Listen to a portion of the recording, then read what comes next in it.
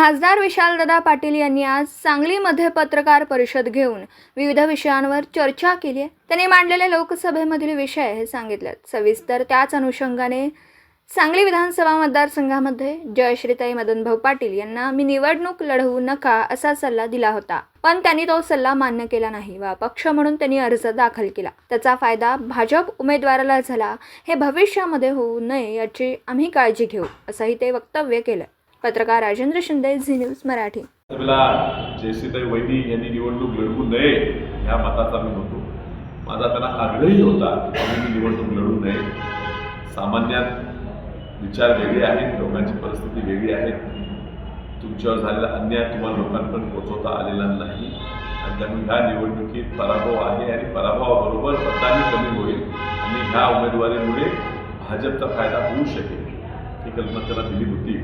आता खूप प्रयत्न अगदी शेवटच्या क्षणापर्यंत राहिला की त्या निवडणूक त्या उभ्या राहू नये।